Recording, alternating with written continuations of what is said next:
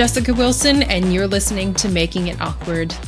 On today's show, you'll hear my interview with Dr. Robert Lustig, recorded on August 29th. He's the researcher who emailed me after my Washington Post article, referenced in earlier episodes, to say, quote, "I strongly suggest that you examine the entire literature before you make such claims in a non-peer-reviewed publication," end quote. He also attached a 26-page article that he researched, drafted, and authored on his own, which I reviewed. This episode comes in two parts. Today is the first, the next will be in 2 weeks. This part comes with a content warning for listeners. Our conversation discusses topics that may be distressing to those who are food insecure, live in areas of food apartheid, experience anti-fatness, and or have disordered eating, and I encourage folks to take care of each other. According to sugarscience.ucsf.edu at the University of California, San Francisco, Dr. Robert H. Lustig is a professor of pediatrics in the UCSF Division of Endocrinology, a member of the Institute for Health Policy Studies, and director of the UCSF Weight Assessment for Teen and Child Health Program. Dr. Lustig is a neuroendocrinologist with basic and clinical training relative to hypothalamic development, anatomy, and function. He previously worked at St. Jude's Children's Research Hospital in Memphis, Tennessee. During this conversation, Dr. Lustig also states that he works with youth with eating disorders at UCSF. I was able to have this phone conversation from my kitchen table because Dr. Lustig had concerns about my work and me sharing it publicly. At the beginning of the interview, you'll hear he was looking for answers to his concerns. We jumped right into the conversation after I got permission to record the chat. You'll hear me use Chef Boyardee as a specific example of processed food. It came from a training a friend of mine did about street medicine. She told me that the instructors and I were aligned on our food-first philosophy when it comes to those who are under-resourced. You'll hear in the conversation that not everyone believes that eating something is better than eating nothing. I think that having a specific example was one of the ways I was able to get the clear answers from Dr. Lustig that I was looking for. In 2 weeks, I'll release a follow-up episode to this conversation with analysis and questions. I'd love to hear your thoughts and feedback for discussion, and ways to reach out to the podcast will be at the end of the show and in the show notes. Okay, and when you say that you thought there would be more answers, what did you mean? I seem to remember, it was a while ago, so I don't remember the specifics, but I seem to remember that our initial interaction by online was more of a confrontation than it was a Q&A. Yes. No, you were concerned about my Washington Post article in which I had said that processed foods aren't inherently unhealthy. You said that they were not inherently healthy? Inherently unhealthy. Unhealthy, right. And I said they were inherently unhealthy, correct. And I'll be honest with you, I think the data that's come out has vindicated my position. So be very happy to, discuss that. Yeah. Okay, so I've read your article, and you were very clear that sugar is the primary concerning additive, right? Yeah, I think there are two primary problems with Okay. processed food. Not one, but two. And they overlap each other significantly. One is the addition of excess sugar. That's true. And the reason for that is because that alters metabolism in a negative direction. And the second problem is the lack of fiber, because that promotes inflammation in a negative direction. And I think the two of them together add up to ultra-processed food. I mean, there are other things wrong with ultra-processed food, too. Don't get me wrong. There's emulsifiers, there's antibiotics, there's, various food additives and colorants. There's branched-chain amino acids. There's, a host of different things that have been done to the food. But I think each of those adds maybe a total of 5 to 10% of the problem, whereas I think sugar and fiber are the overwhelming majority of the problem. Yeah. Okay, that's helpful. Yes, I got that for sure from your article about sugar. So thank you for clarifying it. It's also the lack of fiber. That one was new for me from your work. Tell me about who you think my target population is in my work and in my writing. I don't know. I assume it's the general public. And, if it's in the Washington Post and it's about ultra-processed food, it's primarily, mom and dad who go to the supermarket, to buy their food. I would think that's your general target population. And they're the people that are, shall we say, easiest to sway. Mm-hmm. Yeah. So, more reason why I was concerned about your article. Have you seen the article that we published in March of this year in Frontiers in Nutrition? It's called The Metabolic Matrix, Re-Engineering Ultra-Processed Food to Protect the Liver, Feed the Gut, and Support the Brain. Frontiers in Nutrition. I will look that up. It looks like I can get a free download and a PDF. Delightful. It's Frontiers, so it's free. Oh, that's delightful. My target population is my mostly queer and trans clients who are often under-sheltered or don't have access to food. Are you familiar with Lion Martin Health Services in the city? No, I'm not. I'm very familiar with the trans community, but I have to say I'm not familiar with them. As a pediatric endocrinologist, we have a gender clinic at UCSF that my colleague Steve Rosenthal runs. Mm-hmm. And so I'm very familiar with the pediatric trans community, but I'm not nearly as familiar with the adult trans community. So no, I don't know them. Okay. It's a very tiny and underfunded clinic, primary care and specialist and therapy integrated clinic down in the Mission. And so serving a lot of folks there, but also folks, all around the Bay. So many of them who are under insured, and there's folks that don't have any money and can get grants to get care there. So those are the people that I work with. And I was asked to write this article because of my own clinical experience, especially because a lot of people were food insecure, like my clients during the pandemic. Yeah. So I would say that your audience is the research community and potentially policy makers. Is that right?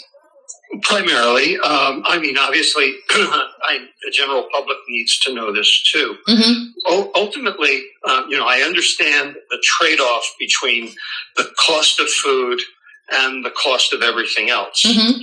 And I'm very, clear on that, and I've written on this subject myself. One of the problems that we have, and, this is across the board, including the government, is its own silo. And healthcare is its own silo. Mm-hmm. And people don't understand that the two are inexorably tied and related. And if they spent a little more on food, they would spend a whole lot less on medical care. I don't disagree. Yes, sorry? I don't disagree with that at all. Right. And so, by being penny wise, I believe they're being pound foolish, but they need the reason to change. Mm-hmm. And so I think the general public needs to understand that these two things are related. As an example, the World Economic Forum published a piece called The True Purpose of Nutrition, which I helped with. Mm-hmm. And they actually did the analysis that the global food industry nets $9 trillion a year. Mm-hmm. But healthcare costs around the world cost $11 trillion a year, mm-hmm. plus $7 trillion a year in environmental costs, plus $1 trillion a year in productivity costs. Mm-hmm. So when you do the math, we lose $10 trillion a year cleaning up the food industry's mess while they profit. If we understood the relationship between ultra-processed food and health and climate and put them all in the same bucket, we would do differently. And not just governments would do differently, but each individual would do differently. Sure. So what do you think about me telling my patients that processed foods is not inherently unhealthy? I think that's wrong. I think it is inherently unhealthy because it's not what's in the food, it's what's been done to the food that matters. Now, the paper I just referenced to you that I think you should look at, Harlan et al. From Foods and Nutrition. That one, yeah. What we did, and this was a 3-year project. I'm going to read it, but I am wondering what you would say to my patients who are worried about not being able to afford like meals or food. Like, would you tell them to stop eating all processed food? What I would say is that processed food makes you hungrier. And if they ate real food, they wouldn't need to spend so much on food because they would eat less, because they would become insulin sensitive, which would, number one, make their leptin work, which would make them full. And so they wouldn't need to eat the second portion, which all the second portion costs just the same amount as the first portion. And their healthcare costs would go down. So, in fact, they would be saving money at both levels. Think of it this way. Okay? I would like to go back have you ever been to a really, really classy, upscale, nice restaurant? I haven't. I'm a regular person who works at a clinic for not that much money. Okay. All right. So, if you ever go to a 4-star restaurant, the portion sizes are really small. They don't give you very much. Correct. In fact, you look at this huge plate and you look at this small portion of whatever it is, shrimp or crab or whatever it is, in the middle of the plate, and you go, what the hell am I paying for? But you eat it, and you know what? When you walk out of there, you don't feel hungry. You also don't feel bloated. You actually feel appropriately full. And you don't feel like you need any more. So you're telling me what I experience, right? That's my experience? That's my experience, and it's many, many patients' experience, because I've talked with many people about this. The point is, they spent a lot of money for that food.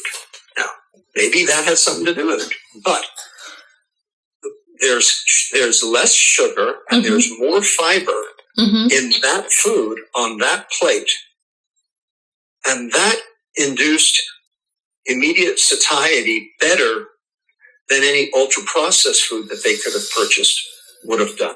Gotcha. So back to my client who's only eating 800 calories a day.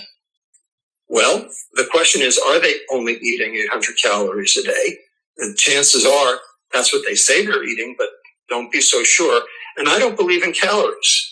I think I've made that very clear. Indeed. My goal, my mission in life is to kill the calorie as a unit of measure. Okay.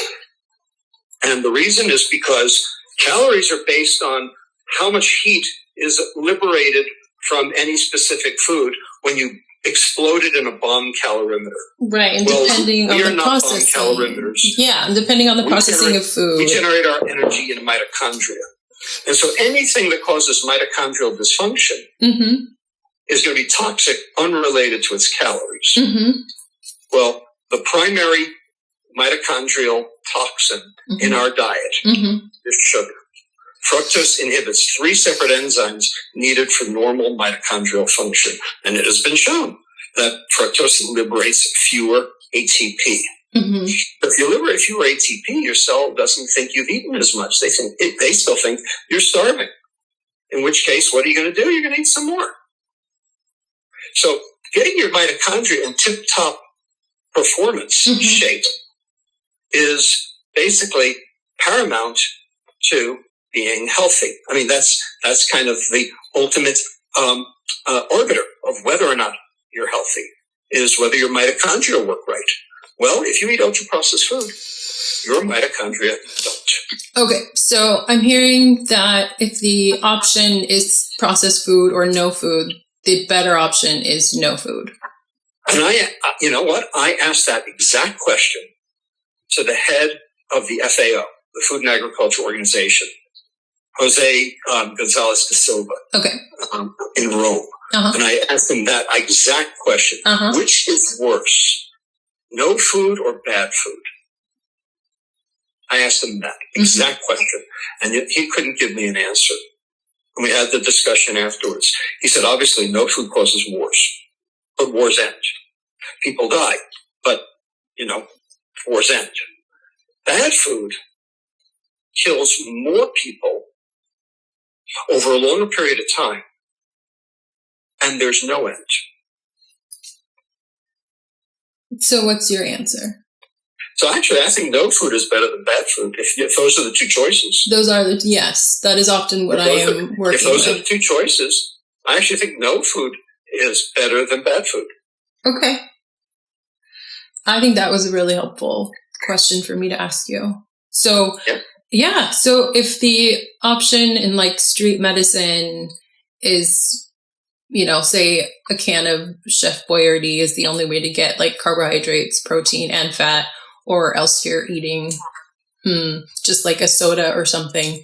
If it's a soda, it's the worst thing for you. Right. Yeah, I can assume that is your position for sure. So don't eat the Chef Boyardee. In fact, don't eat anything at all. Well, I understand the conundrum. I mean, you need food, but you don't just need energy. You don't just need calories. You need protein, you need fat, and you need the right fats, not the wrong fats. And the fats that are in the Chef Boyardee are the wrong fats. They're the pro-inflammatory fats, either omega-6s or trans fats.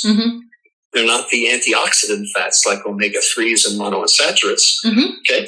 In addition, you need vitamins and minerals. You need fiber. Yes.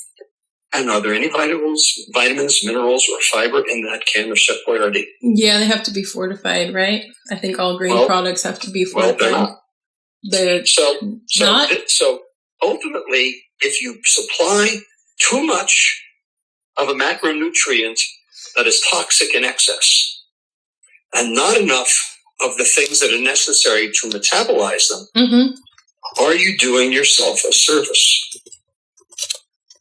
Oh, my question is really, it sounds like I should be recommending that my patients either don't eat food, or if their only like access is to, say, the McDonald's. I'm thinking the McDonald's. What I would say is that can of Chef Boyardee is $2.49. Could you spend that $2.49 on food that could be healthy for you? And the answer is absolutely you could. Okay, what would you make for $2.49? You could make 2 strips of bacon. Oh, okay. With an egg. Yeah. Okay? And that would be a whole lot healthier than that can of Chef Boyardee. And it would be just as satisfying, if not more so. And it would be supplying you with omega-3s. Yes. It would be supplying you with good fats. It would be supplying you with amino acids that you need. And you would not overindulge. There's no question, if the goal is to fill your stomach, if that's the goal, then the Chef Boyardee works. If the goal is metabolic health, which it is, because that is the true purpose of nutrition, is metabolic health. Because if you don't have metabolic health, it doesn't really matter what else you have. I would say that Chef Boyardee does not work.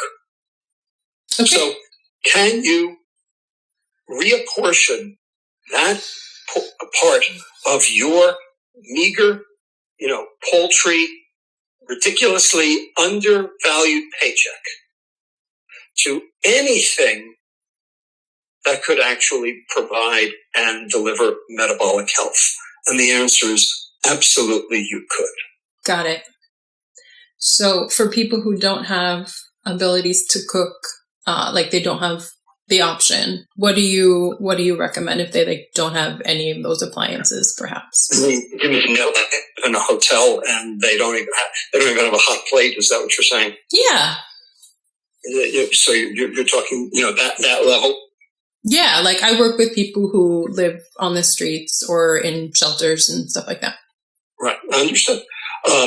You could buy a Trader Joe's salad, and they are about $3.99. Okay. And you could eat, with maybe with some chicken in it, and a dressing, and you could eat half of it today, and you could eat half of it tomorrow.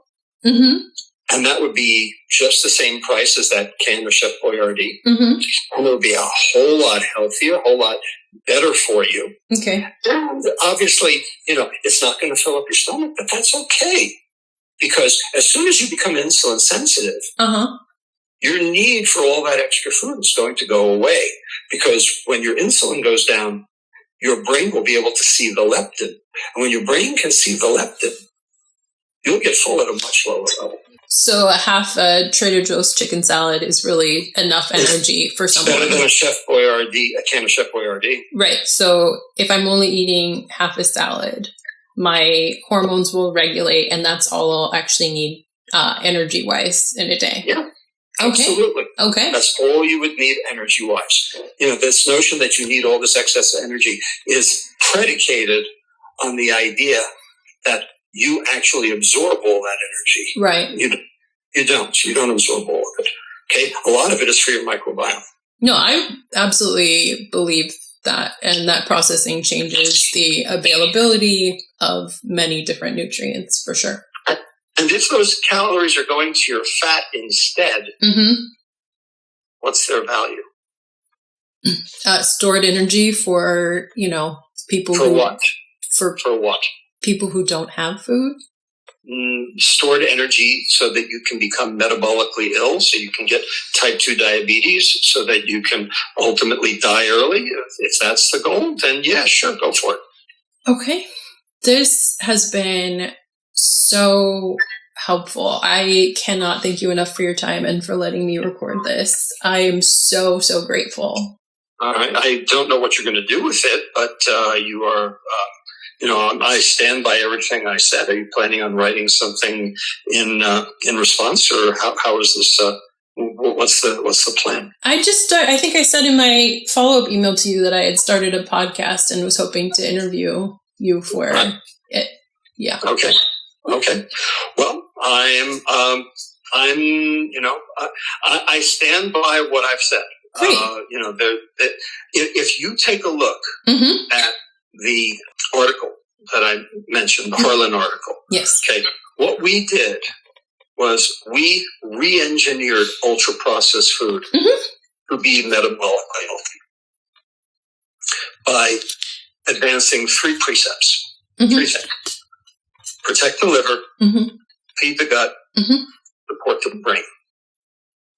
Now, currently, ultra-processed food does none of those. Point is, it could.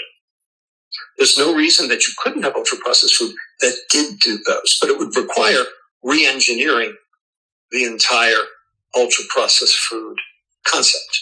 And that's what we did in this study. We did it with a food company in the Middle East called Kuwaiti Danish Dairy. Okay. We analyzed 180 items that they made. We actually submitted all of them to biochemical analysis. So we actually knew what was in them, because they didn't even know what was in them, because they bought their ingredients from vendors, and the vendors don't necessarily tell them what's in them.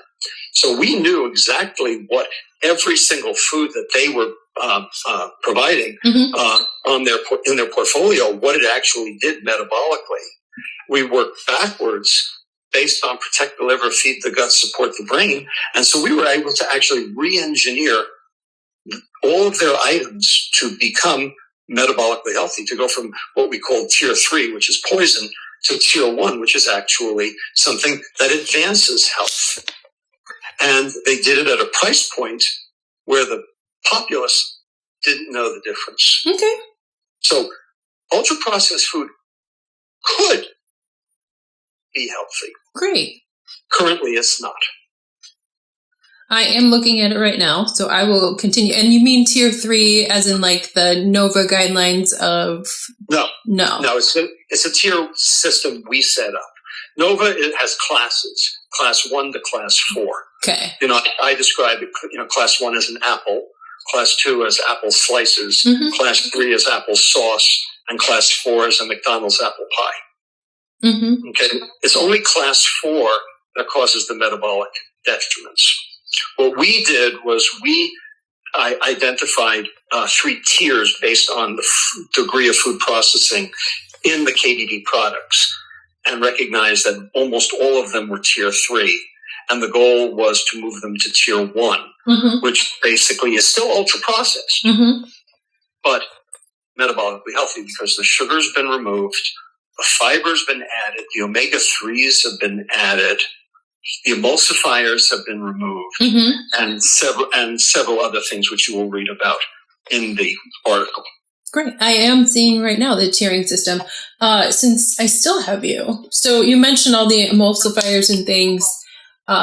So right now you would say that like a regular oat milk, almond milk, no good. Toss those out. No. They're unhealthy. Yeah. I would say that is not good. I would say that regular milk is better. Yeah. So now, there are a lot of people who say they're lactose intolerant, and indeed, there's some that are. Yeah. And I'm not saying, everyone's, can consume milk, but if you can consume milk, you should.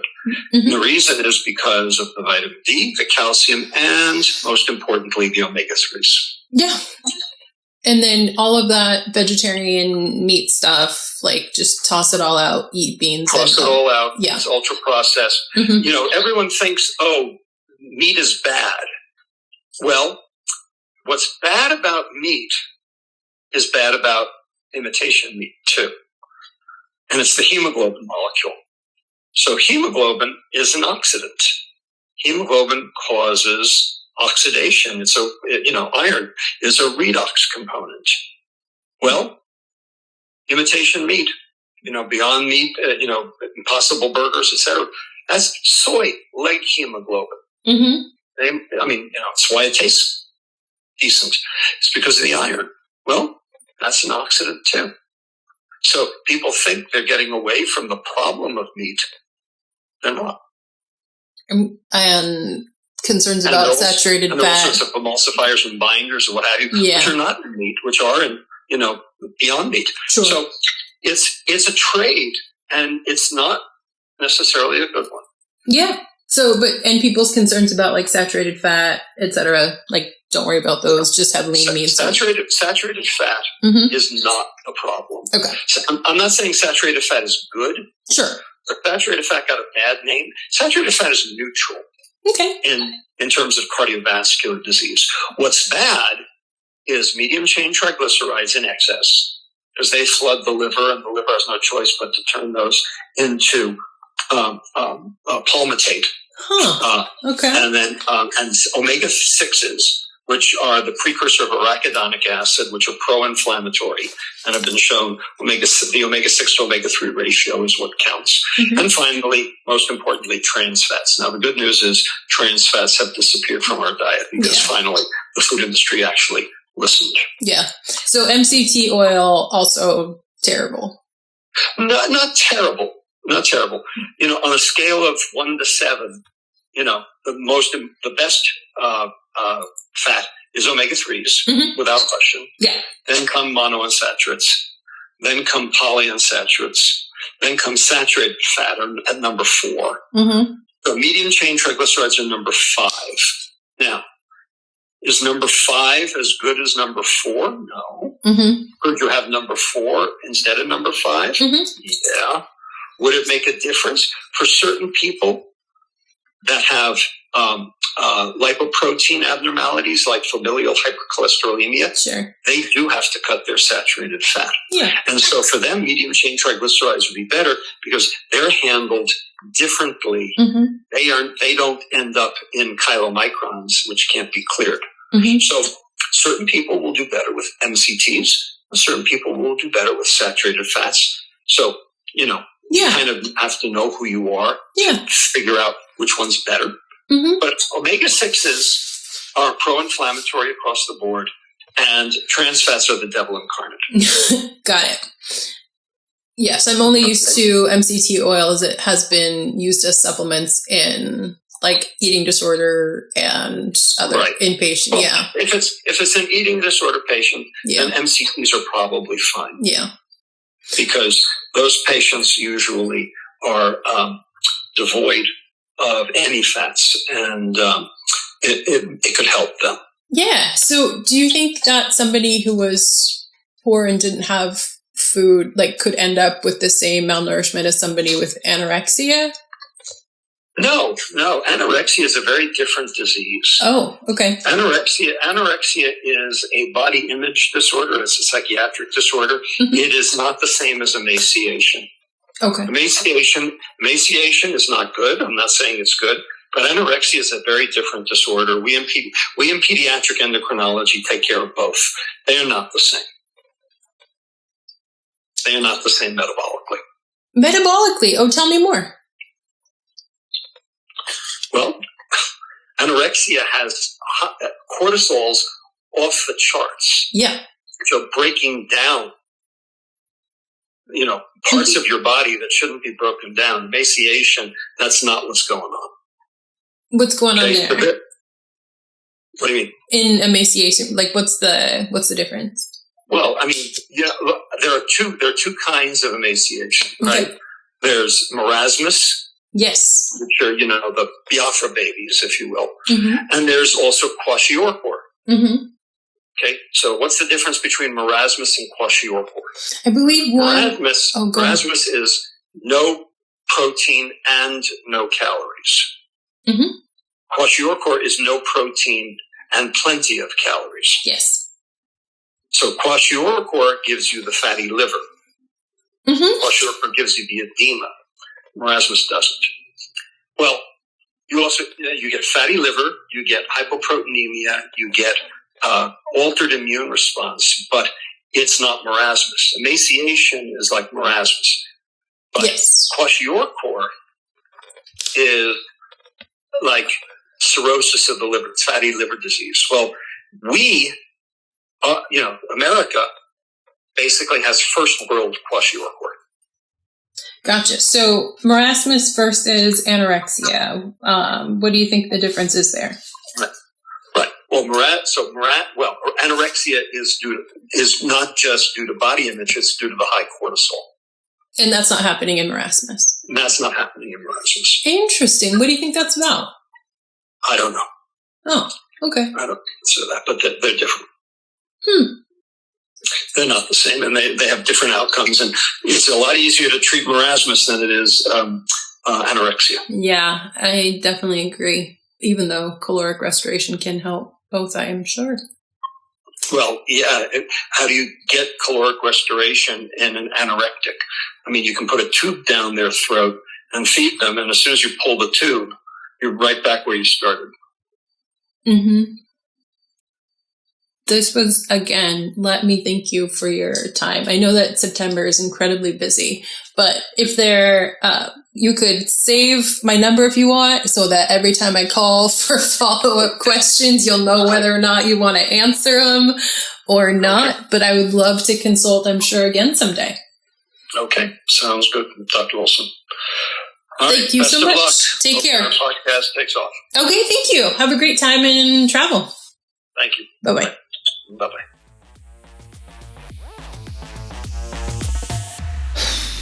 Well, that was my conversation with Dr. Robert Lustig of UCSF. Honestly, after this conversation, I needed time to process what I'd heard, and I want to give listeners that time as well. I'm very interested in your thoughts, questions, and anyone you think would be interested in hearing this conversation. I'll share my own thoughts on the interview along with my concerns and analysis in part 2 of this episode. Next week, you'll hear my conversation with 2 parents who fed their babies formula. As you'll recall from my conversation with Amy, baby formula is designated an ultra-processed food, which apparently also makes it a bad food. These parents will share their experiences with formula and their thoughts having listened to my conversation with Dr. Lustig in advance. Again, I'd love feedback on this conversation from all of you. If you have something to share, you can email it to makingitawkwardpod@gmail.com. You can also record a voice memo and send it to the same email address. We might play it aloud. I'll post clips of the interview on my Instagram at jessicawilson.msrd, and you can engage in that as well. This is one way that I do the work of making it awkward, and you all are seeing it develop in real time. This has been an episode of Making It Awkward. I'm your host, Jessica Wilson. This episode was sponsored by Sacramento Outboard Services. It was edited and mixed by Jen Jacobs.